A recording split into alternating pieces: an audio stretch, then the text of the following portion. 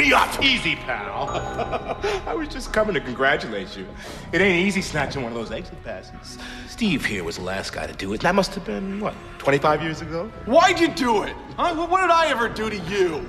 Oh, it's nothing personal, Stu. It's just we need nightmares. Fresh nightmares. We die without them. That's why we grabbed your body. I'm no nightmare maker. That's the monkey's job. Monkeybone? What?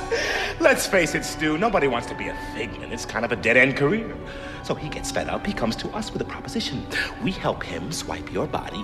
He helps us get a heap of brand new nightmares. Hey, newsflash, buddy. I'm a cartoonist.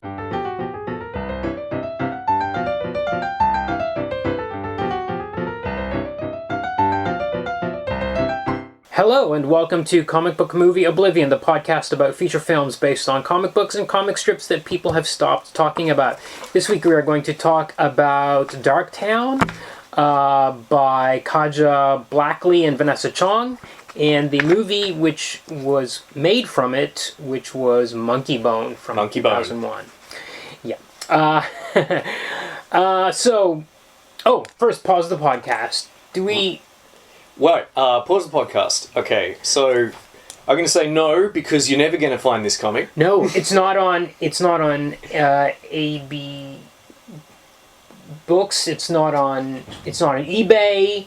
I found it, I think, on archive.org. Yeah, it's a miracle you found it because it's because it wouldn't impossible have been to get. doing the show about it if I hadn't been able to. And as for the film, no one saw it then, so I can't imagine why you'd want to see it now. Yeah, no, there's no big spoilers or anything yet. Okay, all right, so we don't need to. So start the podcast. So this book, impossible to find, but it came out in 1995 from a publisher called Mad Monkey Press, which was Kaja Blackley's own. He was actually a self-publishing outfit. Makes sense. Which he published a few books through. He came out with one issue, which was 32 pages. I can't really tell looking at it on a computer screen, but apparently it was like an oversized format. It wasn't a normal size comic book. Okay. It was a bit of a special production. It was meant to be a bunch of issues. It was meant to be like 7 issues at least. I found an interview with him where he's talking about how issue 7 was going to open up and you were going to have like a pop-up of like Darktown in it and stuff. They did all sorts of special stuff with the inks and stuff, but it's just the one issue. They only got the one. 1995 was probably the worst possible time in the industry to be. Oh, it's the big collapse, isn't it? It's not only that, but it also putting out something in a non-standard size that doesn't fit into your Mylar comic sleeve causes a lot of problems for retailers. Right. They have all sorts of issues with this, and they're like reluctant to stock anything that doesn't fit on the shelf in the same way as all the other comics. There's all sorts of weird things behind it. Yeah, 1995 was definitely probably not a great time to be self-publishing something like this. So yeah, I guess it collapsed. Although you would have thought he could use his option money to publish the rest of the issue. It's a mystery. Don't know. Can we track this guy down? Get him on the podcast? We're never going to be talking about this film or comic again after this week. So. No, I will link to that podcast that I found that he was on. It was on a podcast called Stay Tuned, Tooned. It was all about cartoons and stuff. And it was from 2018. Oh, okay. So fairly recently. Yeah. Okay, so this comic is... it's painted... by Vanessa Chon, as I mentioned. It looks fantastic. It looks really beautiful. I remember flipping through it before we started. It's a bit like, I guess kind of a Dave McKean style almost. It is kind of like Dave McKean. But more controlled, I'd say. And she flips between like the real world when we get to the plot. There's the real world is very realistic style. And then she's got this very abstract cubist style for the fantasy land that one character ends up in. So she handles both of those really pretty amazingly well. I guess that's maybe why she was hired when, according to the intro, Kaja Blackley saw her portfolio. Yes. But for a 32-page comic, this is a very confusing comic. I had to flip back and forth quite a bit trying to figure out what was going on. So we get your quote-unquote opening scroll, which is like confusing in itself. So we get this introduction that says, for thousands of years, the lords of Darktown have stolen the souls of coma victims and imprisoned them in a surreal and volatile world that lies beyond the realms of dreams and nightmares. Okay, that's okay. So there's some place called Darktown. That's more world building than we get in the film. But then, not to anticipate then it says, myself. few have escaped from this cruel, cold place. Families who have rejoiced at the return of loved one have all been unaware that those they believe to be their very own kindred, husbands, wives, and children or grandmothers, are in truth agents of Darktown. So immediately I'm like, wait, how does this work? So somebody comes out of a coma and they're a sleeper agent? They're like a changeling. But how? But what's the? Is this supposed to take place 100? Like, are they awoken? Like, are they activated 100 years from now? Because as far as I know, everybody in the world is woken up from coma. As far as I can tell, is not invading the Earth as this is suggesting. Kumar, they've replaced. Presumably, I understand that they're changelings, but I'm saying, what are they doing as changelings?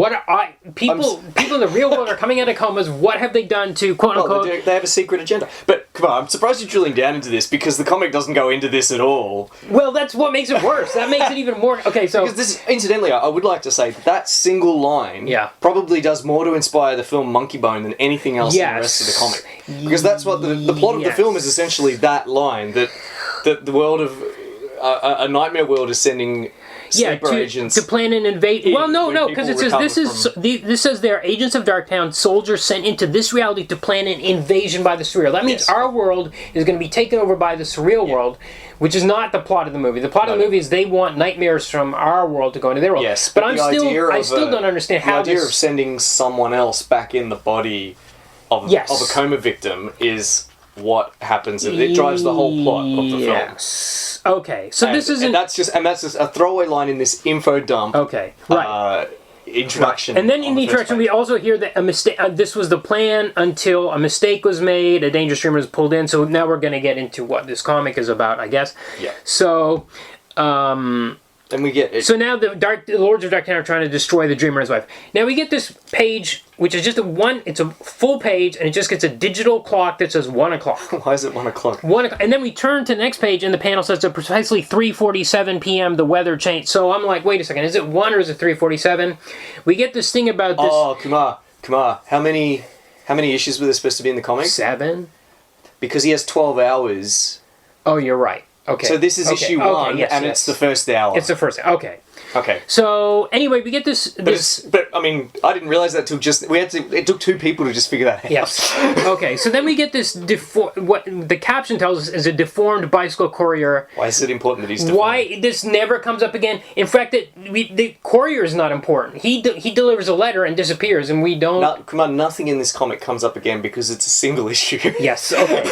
Maybe you're right. About 20 pages. You're right. It's not fair. It's 30 pages. Maybe that we would come back to that, and then we get cut to this woman in this house who's picking up a doll she's dropped under her bed, and then she's sad, and we learned that her husband was in an accident, and we're like, oh, is the husband the cyclist that's coming up? Is that the courier? Because it's cutting back and forth. No, it's not. He's just bringing a letter to her. Yep.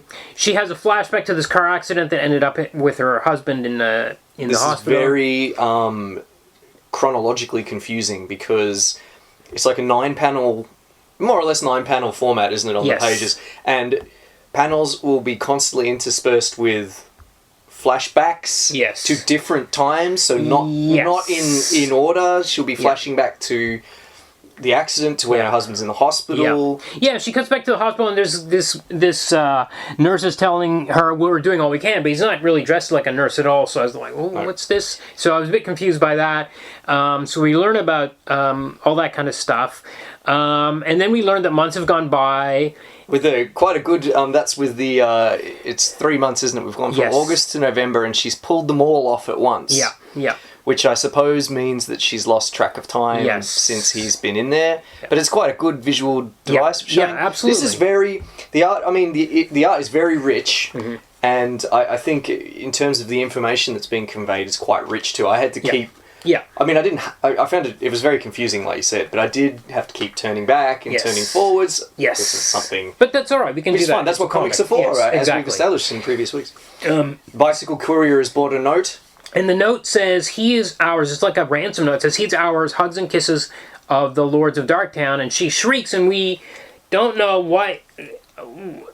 Why is she shrieking? Why is she? What is this message? Is this the first of many messages? Again, it never comes up again because this is just one issue. As far as we know, this is the first message she's gotten like this, and we don't know why she's so upset about this. It's almost like she's shrieking like she knows she's had interactions with the Lords of Darktown, like she knows they're her enemies already. Why would you shriek at getting this weird ransom note written in? It's like it looks like a ransom note in the sense, it looks like the letters are all different shapes and sizes. But it's actually like a cartoony sort of font, yes. And there's a marionette hanging by, being hung, like, hung by the neck till dead. Then we get a sudden cut to this other world.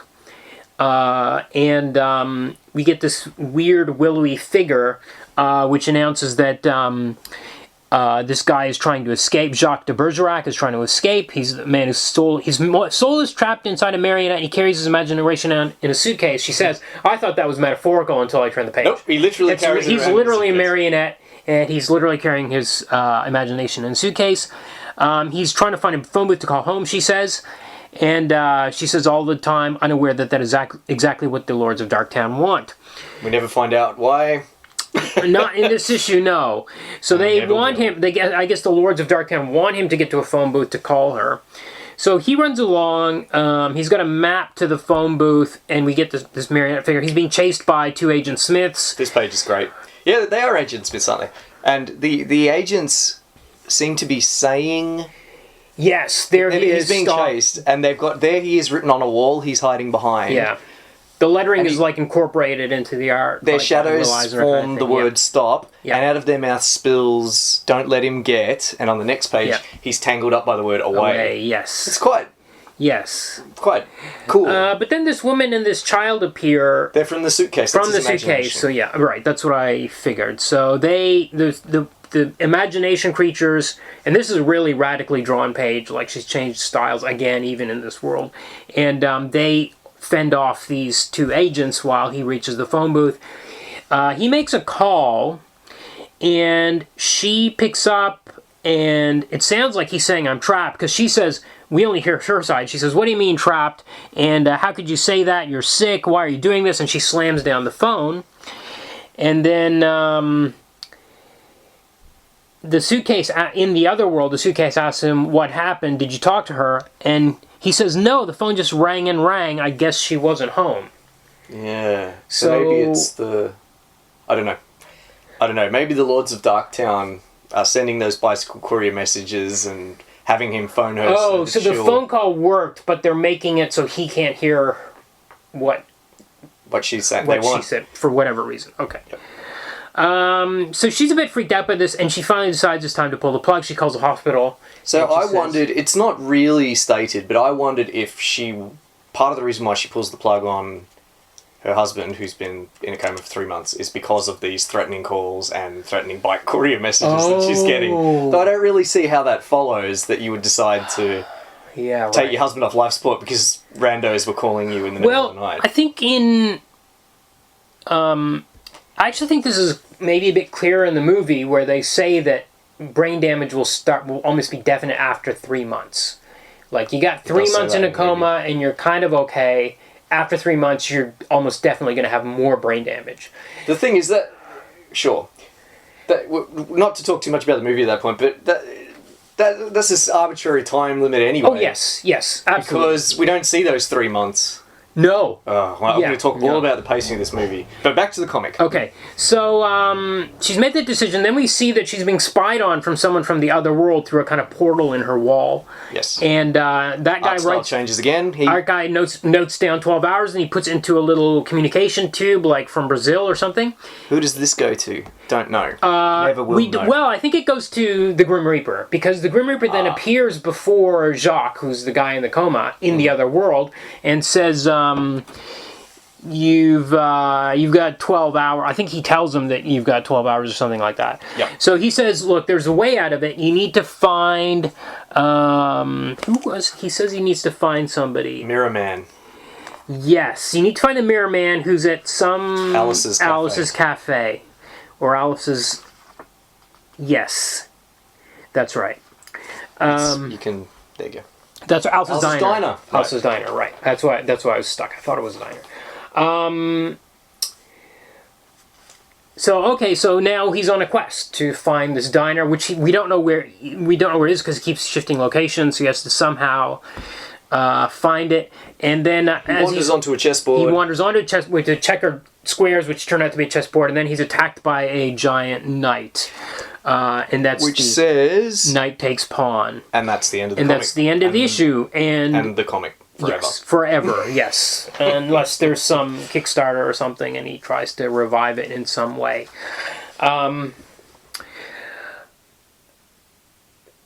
Okay, so I don't know how much more we can say about that. That's kind of the whole thing. It's almost... It's pretty much it, but it's there's a lot that we don't know what's going on, which presumably was going to be revealed maybe over the course of the comic. Yes, I would say yes, but I also think some of it is just the establishment. I think the fact that the opening scroll is confusing in itself suggests to me that some of this stuff wasn't locked down in a way that was going to...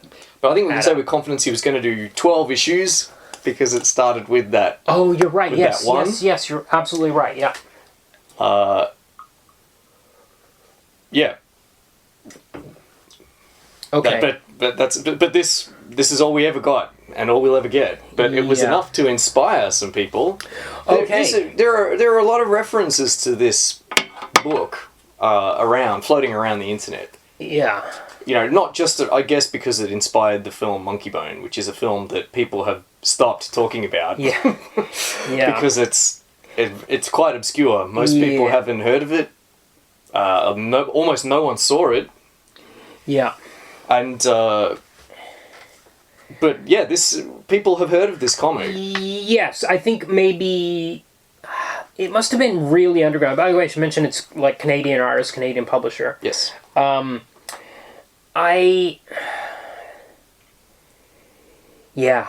wonder. But yeah, the listeners now know everything we know about the comic. Yes, and what most people know because you just can't get the thing.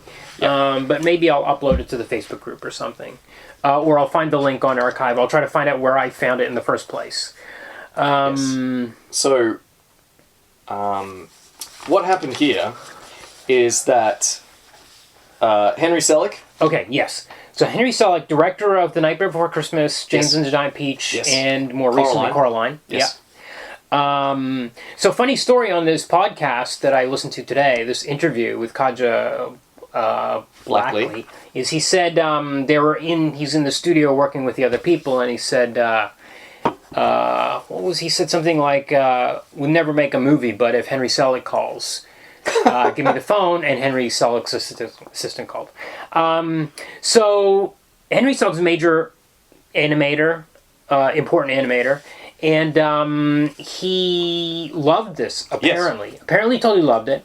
And according to the interview I listened to today, he flew Kaja Blackley down to San Francisco, and he had already built sets. Now, his plan was to make a stop motion. Him and his team had built giant sets for a stop motion of this. Really? All those sets didn't get used, of course, because it's not the movie we ended up with. But he had huge plans, and his heart was apparently really in it. And apparently through the first...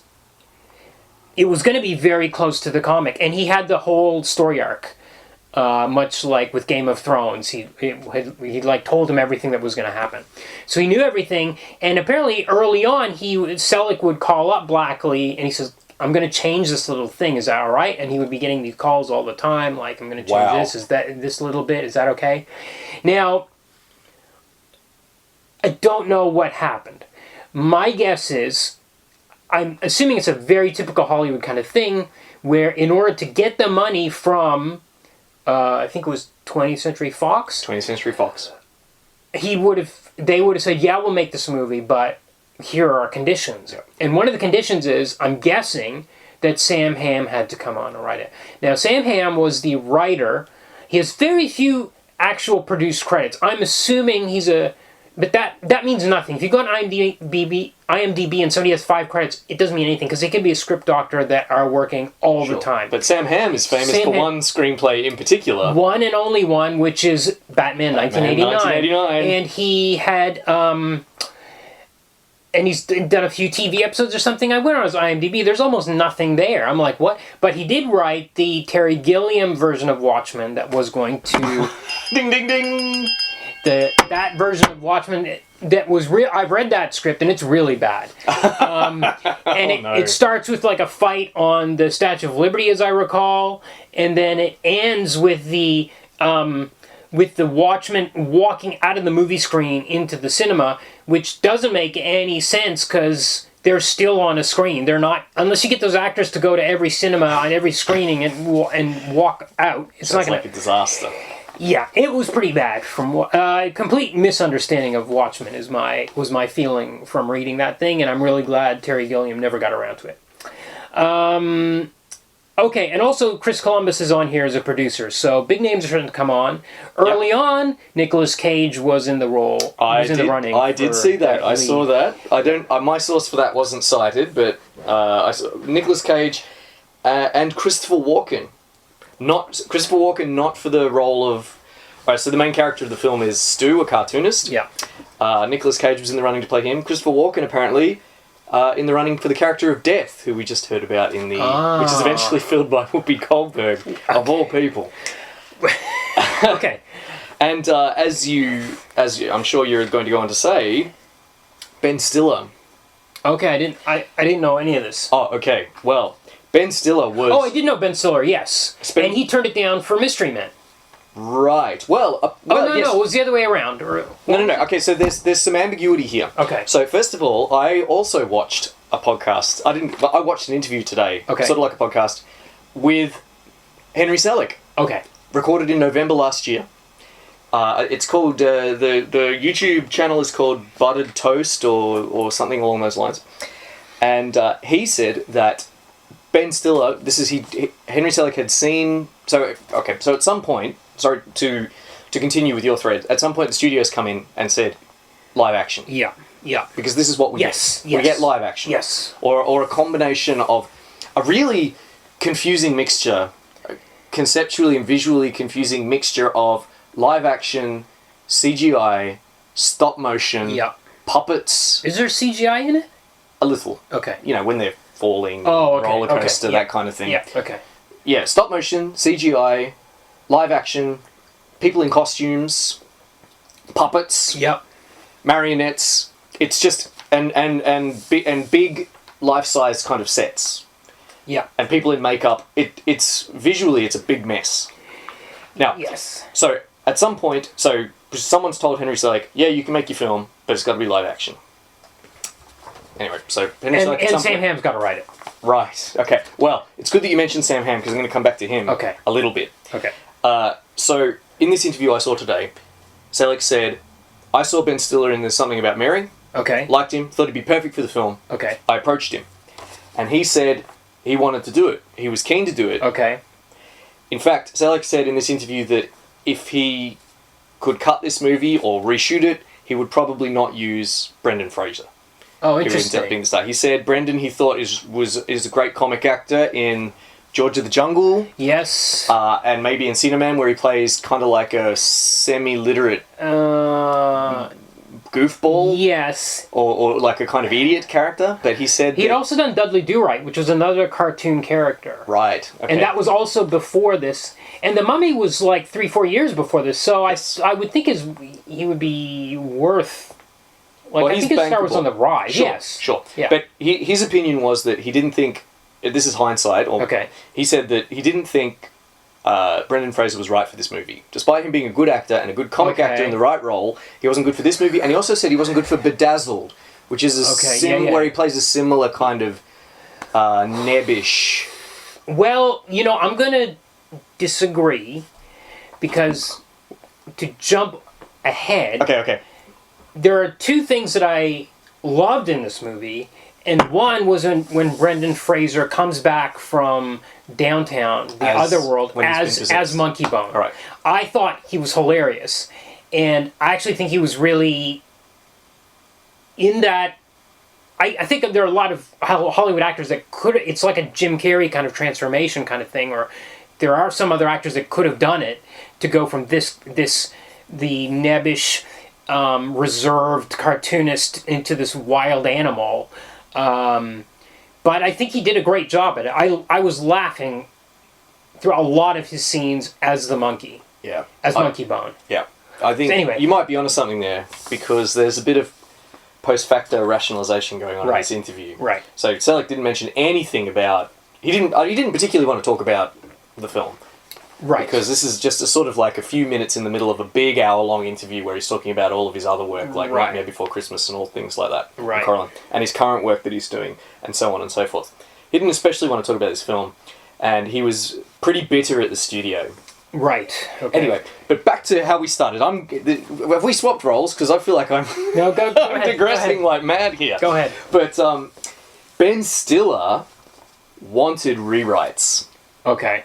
Ben Stiller said he didn't think it was funny enough. Okay. So this is a direct quote. He wanted to bring in writers because he didn't think it was funny enough. Okay. He was right.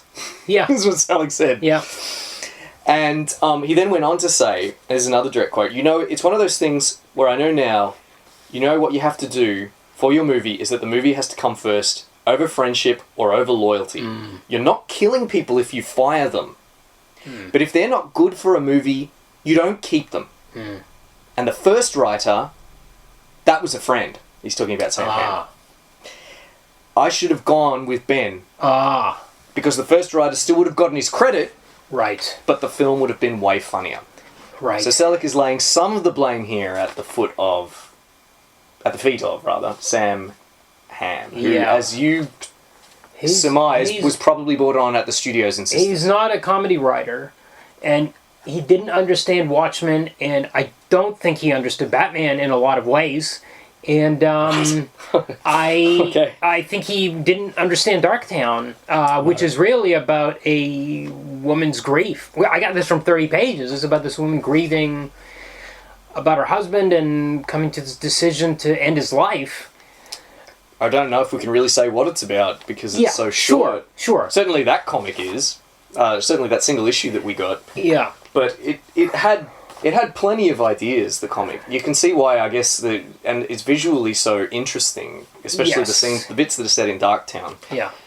Which in the movie is changed to Downtown. Yes. I don't know why.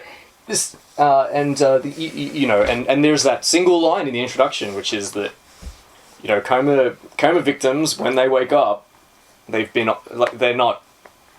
occupied by an alien intelligence. Yes. It's like the Body Snatchers. It's like Invasion of the Body Snatchers. And this is just from a single line, but it's quite a kind of evocative...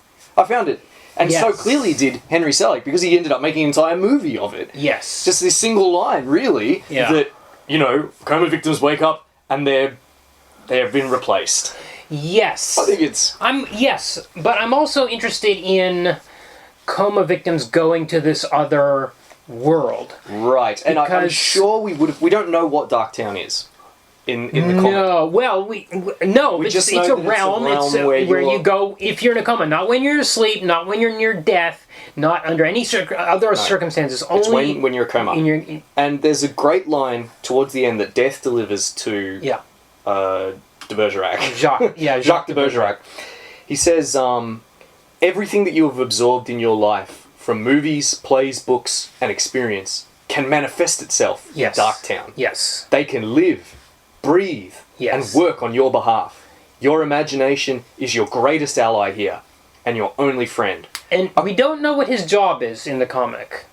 No, he's not necessarily. We don't know that he has. We don't know that he has a wild imagination or anything like that would populate this world. Yeah. But we just know that he's a sort of like a super lucid dreamer, and that his ability to lucid dream in the waking world, in the real world, has led to him being empowered with his powerful imagination in Darktown. But that line, which I really liked, that line of dialogue that Death delivers to Jacques, there's nothing like it in the movie. No. Nothing. Well, there's nothing... The movie is very, very wobbly on world building. Yes. And we should probably start on have we covered everything about... Do you want to say any more about Kaja Blackley, or shall I say something more about this interview? I think I've said pretty much everything I don't have anything to say. But The one thing I will say about it is that, so in this interview, he said that he actually did like most of the layouts for the comic as well. So he was like drawing like what goes where and everything, and then Vanessa Chon was coming in and drawing and painting over that basically. Oh yes. But in the opening credits of the movie, when we see an artist working on a cartoon drawing, it says based on the graphic novel by Kaja Blackley, and Vanessa Chon is not credited. Really? And I don't know why that is. I didn't notice that. I thought they were both credited. No, definitely not. Okay. I went back and watched it twice. Okay, good. The opening credits, because I wanted to see how he was actually credited. Interesting. Interesting. So, okay, so...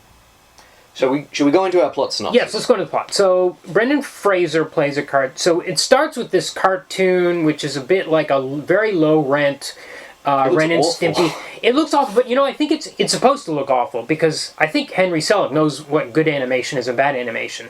And it's in a bunch of people are watching this in a small cinema, and you're like, what is this that they're watching? It's this very crude, like crude humor cartoon, drawn badly.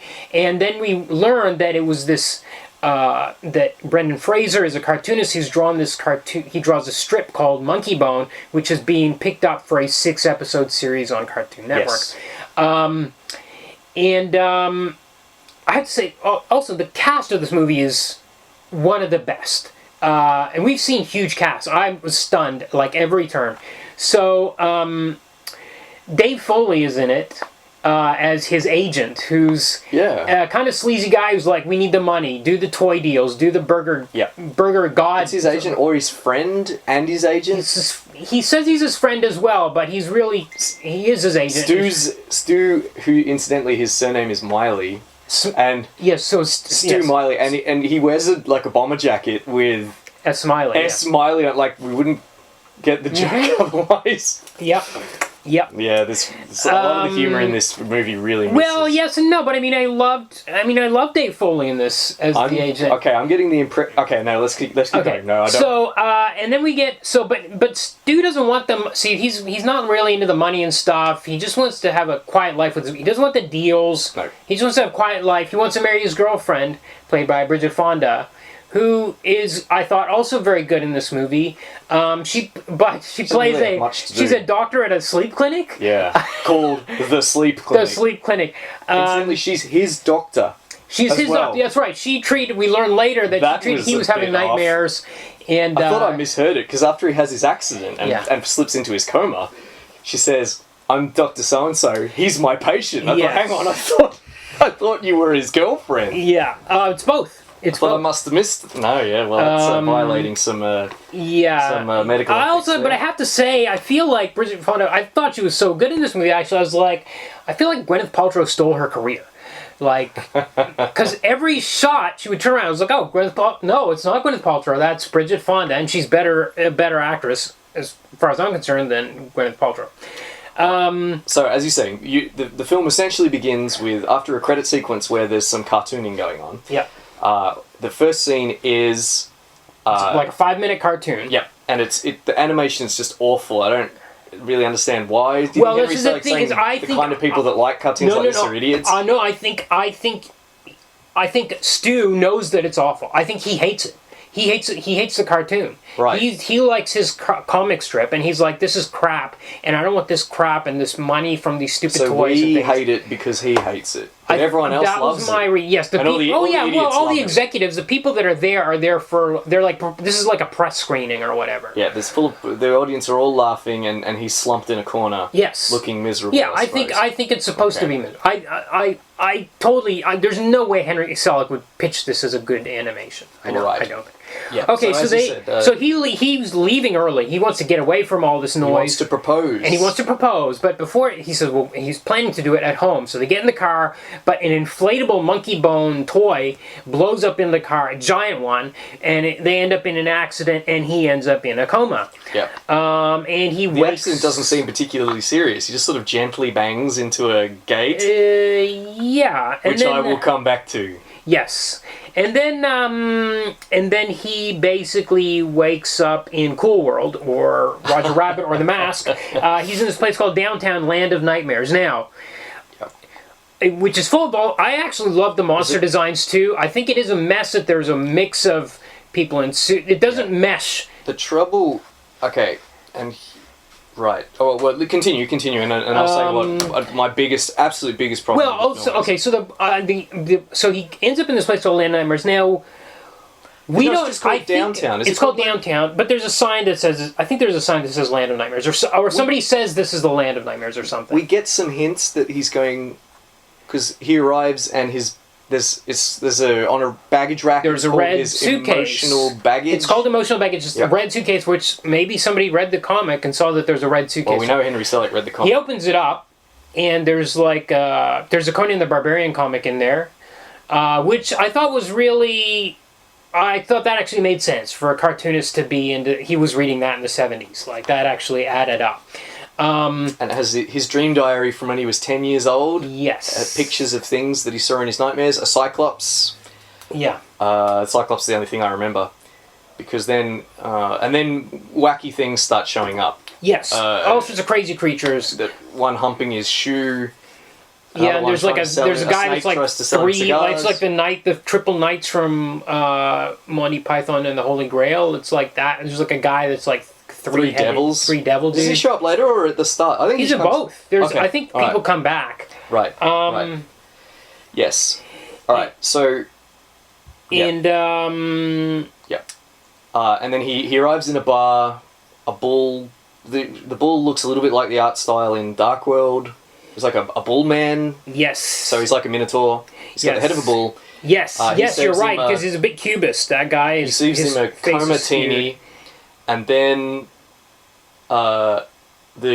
in the bar, the evening's entertainment shows up, and the evening's entertainment is Monkeybone, the character of Stu, the main character from Stu's crappy cartoon that he's sold and hates. Yeah. And, well, allegedly hates. And he doesn't seem super excited to see Monkeybone. Yeah. And then, essentially, the scene ends. And then we go back to the real world, where we have a bizarre scene where Stu's sister shows up. Megan Mullally. Right. Yeah.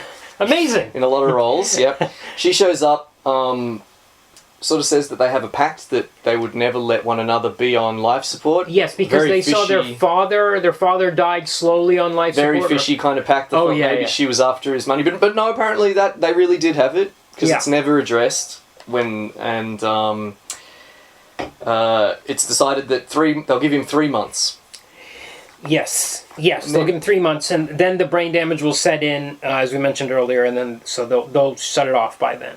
Now, then there's either a scene in the middle where his fiancée, his doctor, who he calls Doc, they go back to his house and look at paintings that he did of his nightmares, which are horrible and grotesque.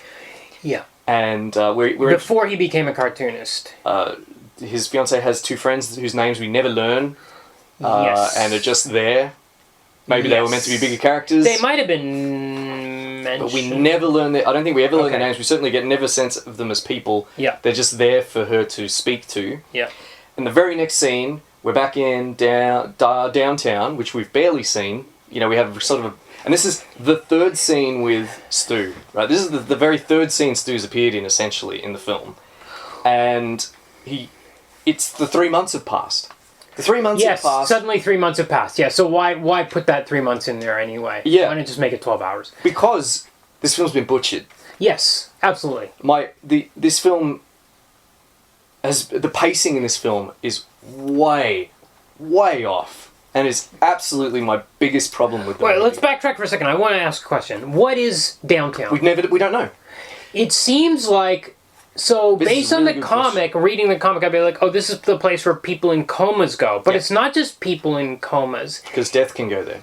Death lives there. Death, the Grim Reaper, lives in this place. He says he travels there in the comic. He says he travels there at great risk and breaking many rules. Yes, in the comic, but in the movie... Oh, yeah, in the movie, yeah. She's there. She's the next town over. The train stops at downtown. But you are absolutely correct. But I don't. So then this place is. So Monkeybone has come from his brain. Yeah, and lives in downtown. But then do all the other things come from other people's brains that are there? And what are all those? Those people are not all in common, because then we get to the death scene. Oh, but that's the next town over. Yep, but no, you're right. So downtown, you are absolutely correct to ask this question, because I have it written down myself. What I've got? What is downtown? Yeah. Written here in case I forgot to ask you. Yeah. It's never made clear. It seems to have a collection of people in comas living in it. Yes. But it's populated mostly by fantastical creatures, some of whom Stu dreamed up and recognizes from his own dreams. But they all, you know what? I think I figured out. I think they all come from different people's nightmares, because I think part of the plan that we learned that emerges is downtown needs more nightmares. They're dying out, sort of. They need fresh juice. So they need more people to have nightmares in the real world to populate their world. Exactly.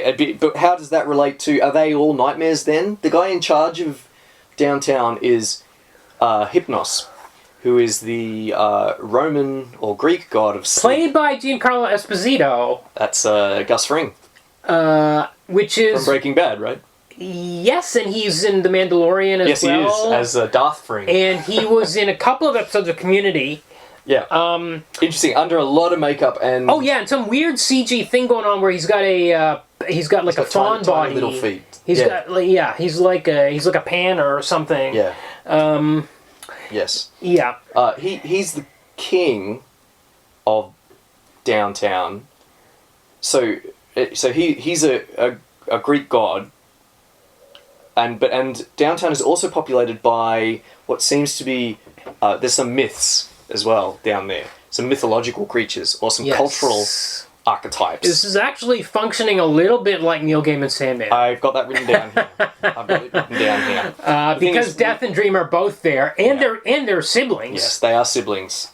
Which is straight out of Sandman. Yeah. Okay. Yes, it is indeed straight out of Sandman, and also straight out of Roman and Greek mythology too. Yes. But we're not the only people to be confused by this, because I read some reviews. Yeah. And often in the reviews, you read the reviews and people will say, downtown is... They go to downtown, which is Stu's mind. So this is... it not, seems to be like a waiting room before death for people who are... But it's also the realm of sleep. They eat nightmares or need nightmares to live. They can watch people's dreams on a... they have a live feed, in a crystal ball. Live feed of people's dreams, And Stu is able to talk to his fiancée, whose name I've forgotten, is Julie. He's able to talk to Julie. Yeah. He bangs on the crystal ball watching her dream. She's having a terrible nightmare about his life support being cut off. Yes. In a very creepy scene. There's some very creepy imagery in this film. It's like they couldn't figure out who this film was meant to be for. Was it meant to be for adults? Oh, was it meant to be for children? Yeah, no. There's the other thing that's wrong with this film. Yeah, there's sexual stuff in it, and Monkeybone is literally his... Is it his penis? Yeah, it's his boner. Yeah. Well, not literally. Yes, literally. Well, it is literally in the comic. It is. In the strip, he kind of appears. It's his id or his sex drive. Yes. Because in the end of the film, Death sutures them back together. Right? Yes. And then he becomes a complete person. Yes. Not foreshadowed in any way, shape, or form. No. This film is an absolute mess. His personality did not become more nebbish when he was separated from Monkeybone, which is what is suggested by that last line. And also, how does Monkeybone... So, it is a little bit like Neil Gaiman's Sandman, the Dreamlands in Neil Gaiman, because downtown is populated not just by nightmares, but also by things that you've created in your waking life. So Monkeybone is what is called a figment, is described, a figment of Stu's imagination, but also has an independent existence in downtown. Yes. And in fact, all creative people seem to have these figments living in downtown, because in a later scene we see that Stu is eventually thrown in jail with people who are in the same circumstance as him, and they are all creative types. Yeah.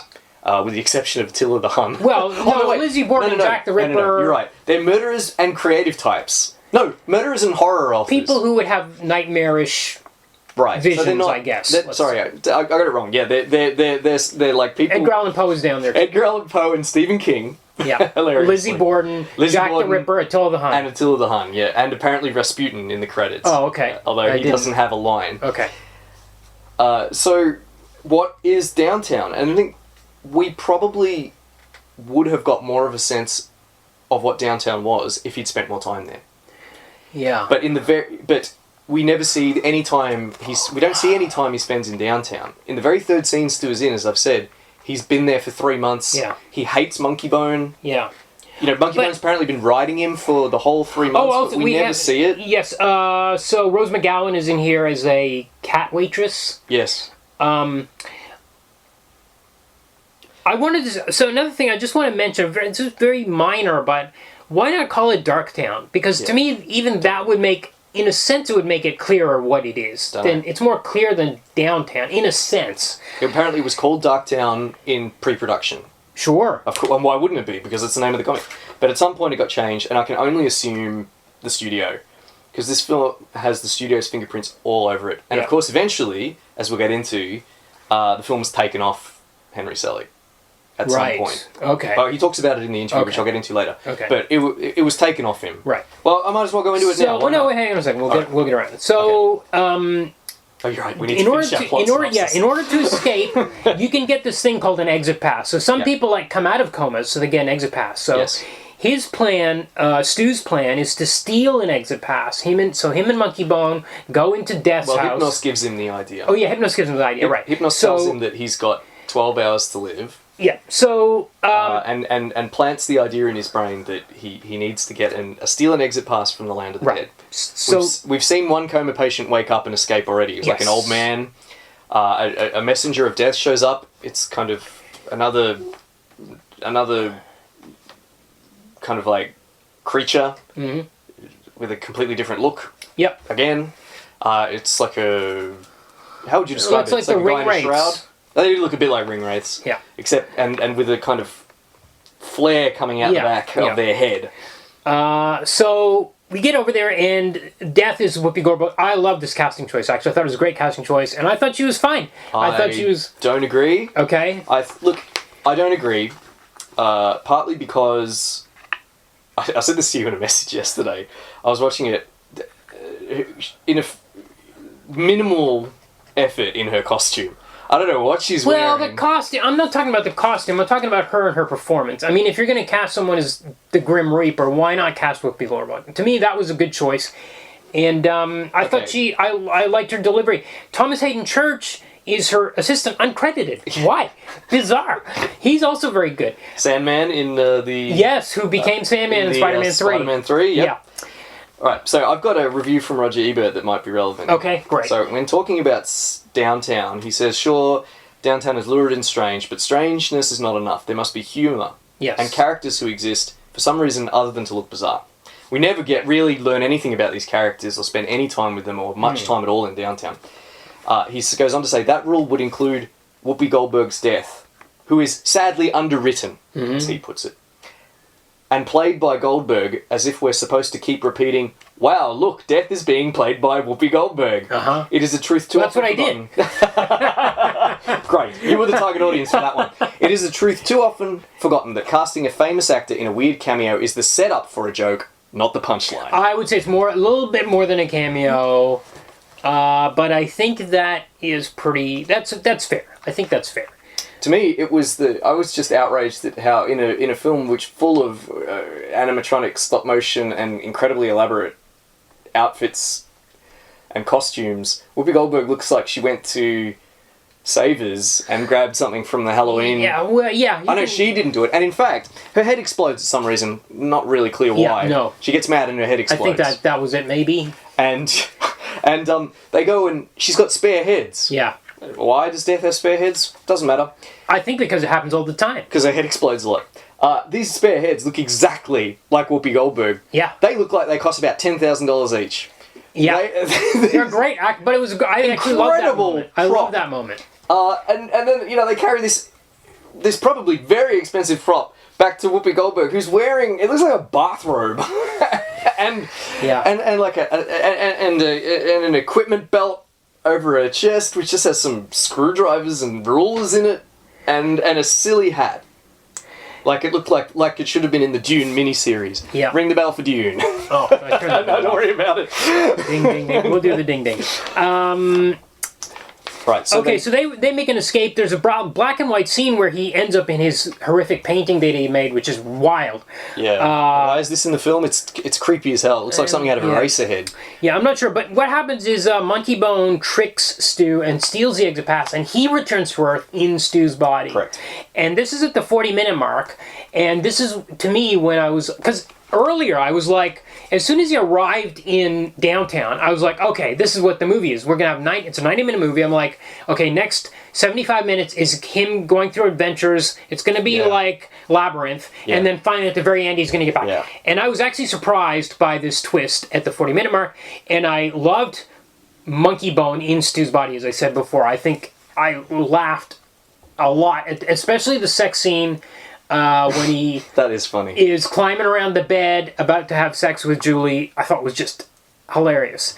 And he's attracted to monkeys. This comes up. He's horny for monkeys. He watches them on the television. He's watching the Nature Channel or whatever it is, the National Geographic or what have you on television. Yeah. So that's just like a funny reveal. You think he's looking after Julie in the shower because we see her silhouette in the shower, and you think this is actually kind of unusual for Brendan Fraser to... He's usually doesn't choose roles like that. Very kind of like clean cut. Yeah, and often like, I mean, well, there was this video on YouTube 10 years ago called Born Sexy Yesterday, and it was about the trope of like where a woman is created, like in Splash or in Tron 2, and they're like babies, but then men, like the male lead finds her attractive, even though she's like just born. Oh, sure. Or she has no idea about our world and she's kind of dumb about it. And but the thing was, the one gender reversal of that was always Brendan Fraser movies like George of the Jungle. Right. And Encino Man. Where he's always like the dumb guy in the world. And clueless about his unbelievable sex appeal. Yes. And you know, like even The Mummy, if you watch that, the gender roles are really amazing because he never questions her. The Rachel Weisz character. She says this thing, and he's like, what, you're crazy? No, it's never. He's like, okay, you're the archaeologist, or you're the expert, and he always listens to what she says. Interesting. It's really quite interesting. But anyway, so you think he's lusting after her, and then we cut away and we see he's actually watching monkeys doing it on TV. And there's another scene where he goes to the lab to steal this ridiculous nightmare. Sort of has By the way, we forgot to mention this ridiculous nightmare juice. So Julie figures out that from his brainwave patterns that he's having the same nightmare he had when he came to her in the beginning, but he's been having it for 3 months. I think we can scare him awake. So she wants to give him a super nightmare. They have this juice, this drug that she's isolated the chemical that causes nightmares. Yes. Which, it's just... What? Okay, whatever. It's so silly. But it's even sillier is the whole plan from the Lords of Darktown is they want to get this nightmare juice... They found out about out into the world so that lots of people will have nightmares and populate their world. Yeah, so... Very complicated. The whole town was in on the plan. Yes. But they had to trick him into stealing, and they've done it many times. It's like the Matrix, which was the one where they revealed that they let him escape. It's like they've let Stephen King try to steal Angus Capacity so that Cujo could escape. Yeah, right. Well, all of these psychos in the cage in the prison have all tried to have been tricked into stealing an exit pass off death, and they have then gone back to the human world to create nightmares. Yeah. Of course. But Stephen King was already doing that. Are you telling me Stephen King became a better author when he was a dog in a man's body? I don't know. Whatever. It doesn't matter. So, okay, and that's... They realise, even though Brendan Fraser's Stu's character is just he has this connection to Julie, the sleep doctor, who has, in the course of treating people with nightmares, isolated... Yeah. Oneris, something like that, and which is a lurid purple nightmare fluid. Yeah, kind of like something from Reanimator. Yep. And so he goes to steal it, Yeah, well, it's his condition of being allowed to leave downtown and occupy Stu's body and gets to eat, drink, and make love. Yes, and he wants all the business deals. Yep. Well, that's it. Where Stu was retiring, give me the licensing deals, resisting commercialization. Yeah. Monkeybone, because he's the crass id of Stu, is all about it. He can't wait to sell out. Did you spot? I didn't. What was it? I kept an eye out for it. Explain this. Okay, so when there's a scene where Monkeybone as Stu, I don't know how we should refer to this character, is in the car talking to reporters about how he's been coming up with ideas while he was in his coma. He wasn't just lying there. He's wearing a Lloyd Llewellyn t-shirt, a Dan Clowes Lloyd Llewellyn t-shirt. Okay. And this was the same year that Ghost World came out. So it was Dan Clowes' year, I guess. Great. Another film I loved. Right. But his Hypnos can still visit him in his dreams. Yes, and he's like, get it done. You're supposed to be doing this. He goes to steal the juice. There's another scene. There's a scene where he sees this monkey. There's a monkey, experimental monkey, or a monkey that you experiment in a cage in the same room, and he starts getting horny for this monkey. Animals can recognize him because Julie's dog hates him. Yes. Knows that he's not. But he does get horny for the monkey. He's seriously thinking about it. Well, he has to seduce her. Yes. Is what happens. Yes. She's horny for him because she recognizes him as a fellow... Well, he's already a fellow primate, but she recognizes him as a fellow monkey, but whatever. She knows he's a monkey and he's up for it. Yeah. So she's like... They've got this... I think it's an orangutan or something, so it's an ape. It's, like they've got it to make kissy faces at him and big grins showing the teeth. And, he has to kiss her. Brendan Fraser actually kisses this ape. And then he snatches the nightmare juice, which she's held hostage. She's hidden it so that he'll have to go through her. Snatches it back. Yeah. It actually is kind of a funny scene. And then we get this deal with Burger God, which is a chain which is mentioned at the beginning of the movie, and I thought it was going to be just a play on Burger King, but they're actually like religious zealots, which I thought was a funny little bit. But they are, one company approaches them, they're about making these dolls, these farting Monkeybone dolls, and he figures he can replace the... in his garage, replace the farting gas with the nightmare gas. Yeah, well, so it's a toy that it's called Little Jack. It's a Little Jack Horner Monkeybone. Yeah, it's got its thumb up its butt. Yeah. When you pull out the thumb, a cloud of yellow gas comes out. Yes, yellow, I think. And Monkeybone in Stu gets this great idea. He signs the deal. He wants as many of these monkey bones as he can get. And he takes them to his garage. Julie says he spends all his time in the garage. Yeah. What does she say he's doing? I can't remember either. I can't remember. It's something incongruous. Yeah. But what he's actually doing in the garage is he's diluted the nightmare serum and he's injecting it in the monkeys' But how many can he do? Exactly. This is a crazy plan. So actually, when I went back and watched that line that Hypno says about how we need nightmares from people, he doesn't say we need millions of people. So it could be 10 people, I guess. Fair enough. The plot really wasn't my problem with this film. I mean, it has holes, but it made a kind of sense. To me, it was the pacing was way off and the tone. Yes. But moving on. So, Stu cuts a deal with Death to return. He escapes first. Rose he McGowan tries to escape again. Yeah, she busts gets him out of jail because she likes him. Yeah.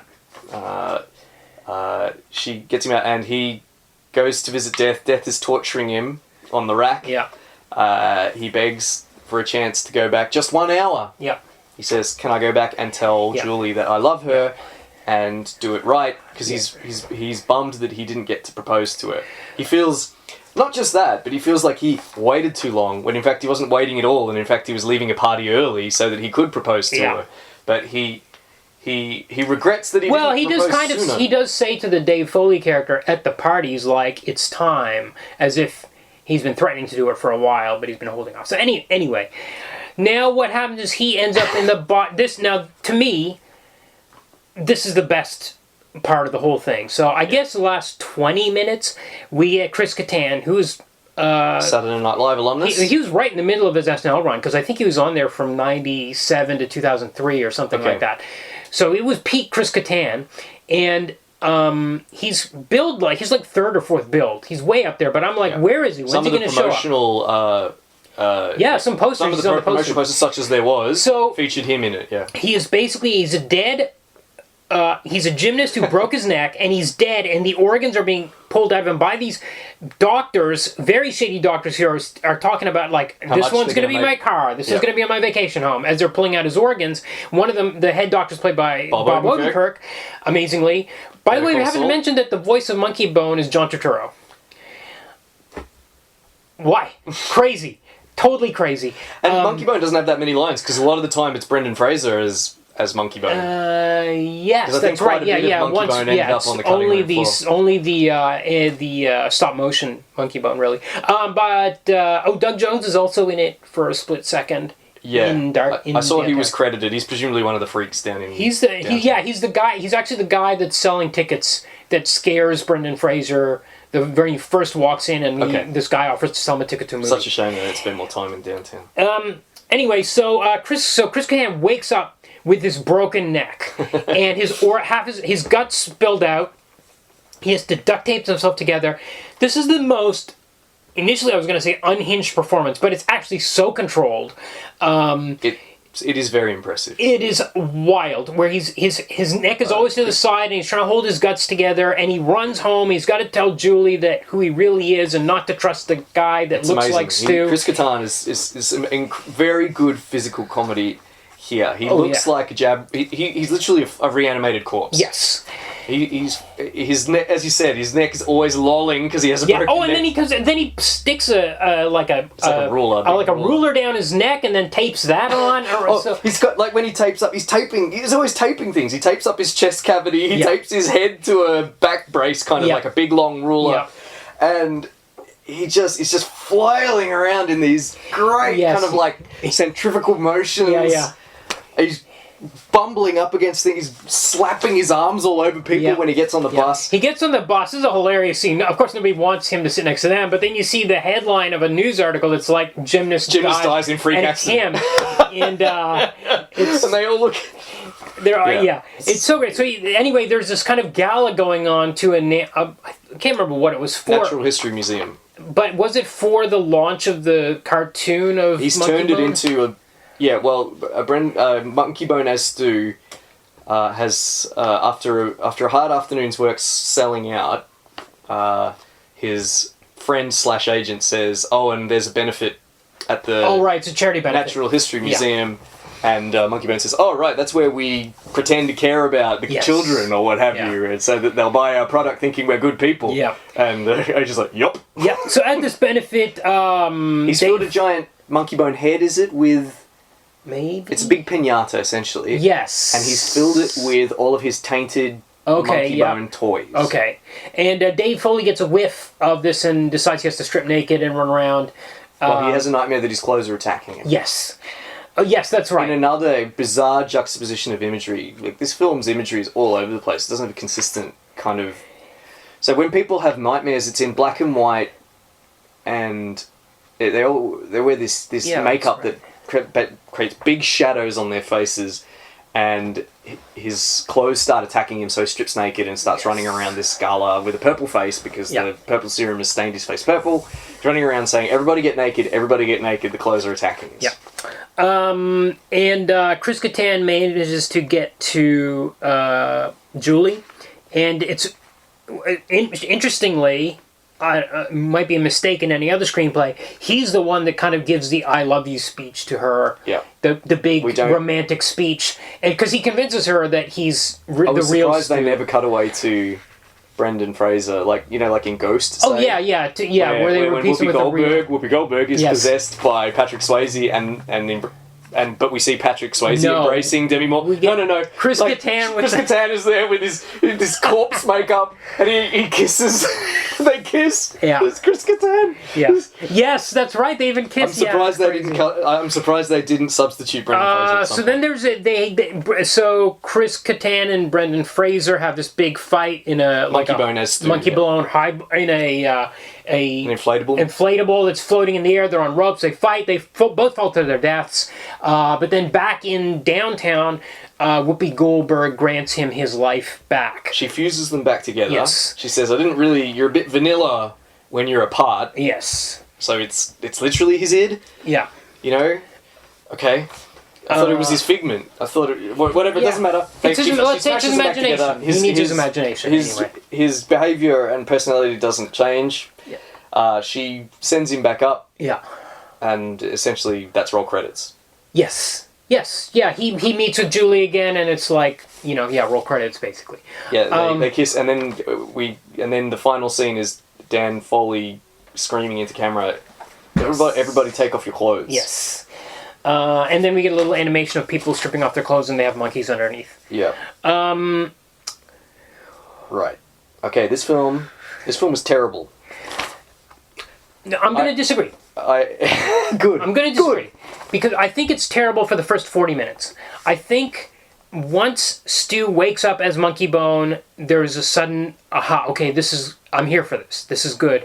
And then once Chris Kattan comes into it, maybe 15, 20 minutes after that, then I think it's astonishing. I think that performance, I would watch the last 40 minutes of this again.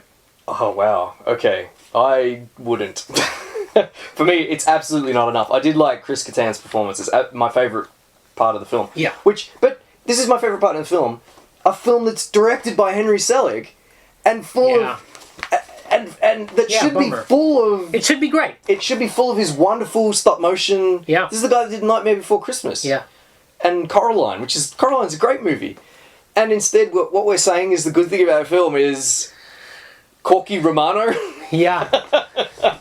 I mean, yes. Chris Kattan plays him. Yeah. Terrible movie. Yeah, But, so, no, it's not enough. I know what you mean, and I know it's not... Look, for me, this movie had bigger laughs for me than Kick-Ass did for you last week. And you recommended Kick-Ass, and I'm recommending this week. Fair. Because I laughed so hard at, like, the sex scene where he was, like, climbing all over the bed frame, and I laughed so hard. Every Chris Kattan, I was in awe with the Chris Kattan. I just couldn't believe what I was seeing. It was pretty cool with his performance, and I think the first 40 minutes is crap. And I like the monster designs. I don't think they were handled. I was just the whole time. I was like, if this was stop motion, it would have been so great. I liked the cast was great. I loved Whoopi Goldberg as Death. I just loved the idea of it. For me, she was just Whoopi Goldberg in a silly outfit. Yes, but that's but that's. I didn't. Okay, what do you expect? We already said this. Well, I mean, what else would you get out of casting? I want Christopher Walken. But then it would have been Christopher Walken as Death. It would have been for 20 minutes. It's the exact same thing. Why am I criticizing him? No, I wanted a lot more time in downtown so that a coherent picture. Yeah. I needed something coherent to come out.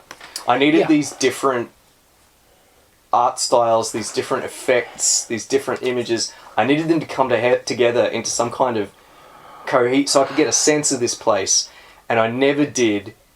And it's the same with the Land of Death. Yeah, I think my sense of the problem with the sense of the place was not to do with the special effects, but the lack of narrative definition of what it is. That's what I mean.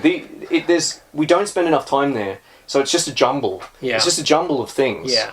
Now, you said you found a bunch of cut material, absolutely right? Did. Okay, so let's hear about this. That. So, one of the very earliest ones. Okay, so I've got 2 pages of cut material. Okay, just pick some highlights. So, a very early one. After the car crashes due to the inflated Monkeybone boat. Yeah. Stu and Julie exit the car. So the initial crash was not meant to be fatal. Yeah. Which is why it's so underwhelming. He just sort of gently bumps into a gate.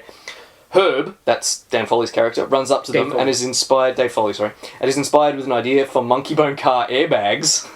Stu is incensed that Herb is calling a merchandising department instead of reporting the accident. Julie tells Stu to calm down and use a payphone to report the accident. It's a great moment for Herb. Yep. To the authorities, unfortunately, a pipe loosened by the crash falls on the booth, putting Stu in a coma. Okay. Makes much more sense. That's actually... I don't understand why that was cut. So it's in some version of it because that's in the IMDb quotes section. So somebody's seen it. Yeah. In some form. Well, presumably these scenes, because what I've got here is people have just written out the scenes. Yeah. They're describing it. Yeah. And so presumably they're available on the Blu-ray. What else? A much longer scene when he first gets off the train or the roller coaster and arrives, finds more things in his psychological baggage, meets more creatures rummaging through his baggage. He talks to other coma cases lining up to get into the theatre. Meets other creatures from his nightmares. Like a western cowboy centaur. A bizarre turtle instead of Joe Camel asks for a smoke. Here's another thing about it. These are not what nightmares look like. No, people have nightmares. They don't look like weird creatures, that kind of stuff. Unless it was all his imagination, which is not. It's the way for all people who are dying. No. Well, or is it? We never really figure out what it is. Right, we don't know. Yes, you're right.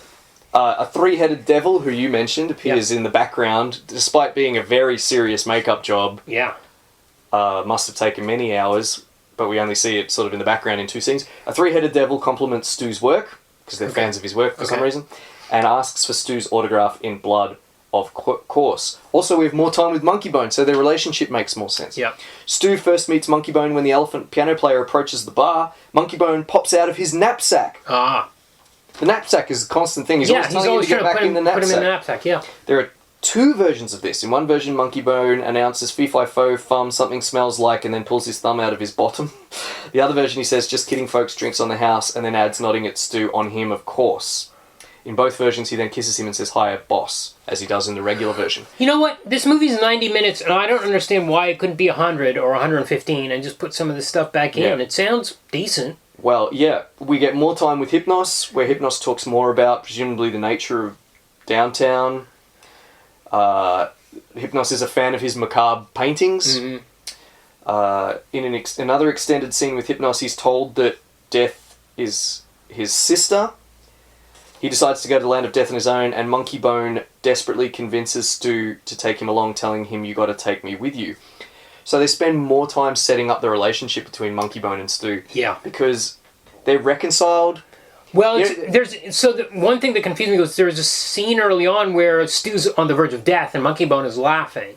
But later on, it's like Monkeybone wants him to be alive, and I'm like, wait, which is it? It's all on the cutting room floor. Yeah. They're not, it's like the very first scene when Stu meets Monkeybone, he just sort of seems a bit upset to see him. And then the very next scene, he hates him. He's been humiliating him for months. None of that was shown. Yeah. I don't understand why he's so antagonistic. And then you don't understand later on when they made up and became friends. None of it was shown. Yes. It wasn't even described. Monkeybone didn't even rescue him from a nest of gundarks. Yeah. There's a few more. Monkeybone in Stu's body sexually assaults his sister. Oh, okay. In a scene in the hospital that's taken out. Maybe correctly. So, she says if there's anything she can do to make it up for him for pulling the plug, Monkeybone closes the hospital door, tells her she's awfully attractive, begins dancing with her suggestively, exclaiming, this is in all caps, all aboard, baby got a big caboose. Well, that's a song he sings about Julie. She's a brick house. Yeah. Well, he sings a song about. The scene cuts to Julie walking across the room while Stu can be heard crowing, get on the booty train, also in all caps. Yeah. I hope that everyone's enjoying me reading out deleted scenes. Monkeybone sings that song about Julie and her big caboose and get on the caboose train or whatever, the booty train or whatever. So that's in there. So to return to the interview I watched. Okay. With Henry Selick. What happened apparently partway through production is that much like what happened with Tank Girl, he lost his booster at the studio. Right. His champion. In this case, Bill Mechanic, who was then president of Fox. Okay. Who was apparently forced out by Rupert Murdoch. Okay. Henry Selick has nothing good to say about Rupert Murdoch. He said Bill was replaced by people who didn't understand the film. Yeah. He then goes on, it was cut to the bone. Yeah. It was taken away from me and cut and recut. There was a lot more animation. Full stop. Right. He then goes on to say, at the end of the day, it's called dumping. They dumped the film with no publicity not a single ad, because they thought it would be a failure. They didn't want to help it in any way. So Selick, there's a bit of, as I said before, he's justifying the film a bit in this interview. He says, I don't think it would have been a hit, but I don't think it needed to have gone as badly as it did, because I didn't get any support from the studio. They butchered my movie, and they dumped it with no advertising. Yeah. So, and here's a good point, good time to bring up how much this movie made. Okay. So, how much did it cost? Do we know? It cost $75 million. Holy moly. Okay. $75 million. Wow. Some of which has got to go on the salaries of some of these actors, like Brendan Fraser, who is the height of his fame. Yeah. But a lot of it, obviously, on the effects. Of which, so much of which ended up on the cutting room floor. Yeah, wow. This film made $7 million. Okay. Yep, I believe it. Because I hadn't really... Never heard of it. Never heard of it, never saw it. Yeah, I know. A big bomb. I think that's the biggest bomb we've had yet. It only made... This is worldwide, too. $7.5 million worldwide. It made $5.5 million on the domestic market, which means it made like less than $2 million internationally. Well, that stuff's not going to translate anyway. But okay, let's break it down. Okay, the comic, yay or nay?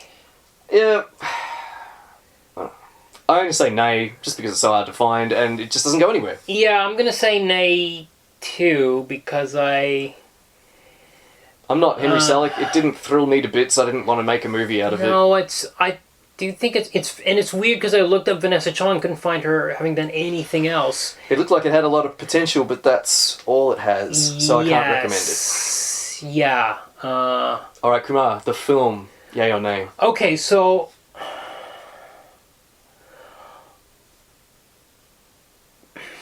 I'm gonna say nay. But I've poisoned you.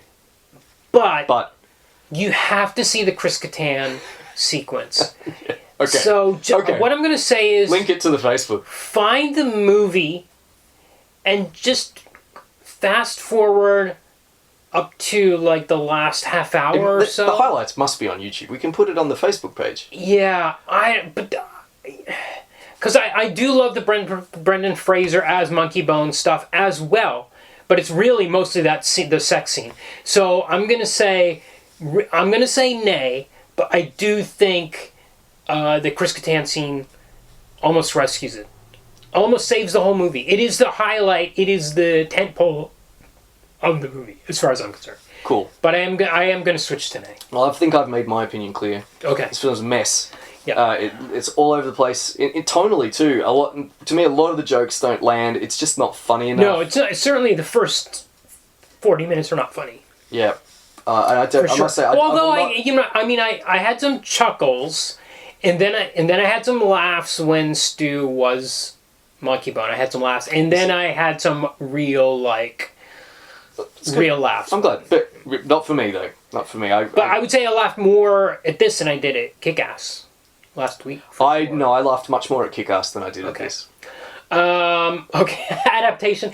So for me, this is a clear abomination, but it's really interesting in terms of the podcast because it was intended to be a faithful adaptation. I can only imagine what kind of amazing movie we would have got if the studios. We would have got a better movie if the studio hadn't cut it to death. It wouldn't have been much better, but it would have been better. But if it had been something like Coraline or Nightmare Before Christmas, because there are some cool ideas in that comic. The suitcase with the imagination in. Yeah. The line about, your imagination being your friends and weapons in this dream world. Yeah. Body snatchers coming out of coma patients. There's a lot of potential there. It's a shame we didn't get it. Although I still wonder, 12 issues, I don't think you could have done a 2-hour movie of it. It seems like a TV series. We'll never know. But obviously that's a nay for me too. This film is, as you said, an abomination. Okay. Okay, next week. What have we got? We're going to do The Death of Stalin. Ah, great. So it's a much more recent one. And I think that's all we need to say about it. The movie's pretty new and easy to find. I think the comics are pretty... I had no idea this was based on a comic. Yeah, it's, well, I'd never heard of the comic before, but as soon as the movie press started up, it was all over that it was based on a comic. Every article that I was coming across was like, this is based on this comic. I must have missed that. Yeah.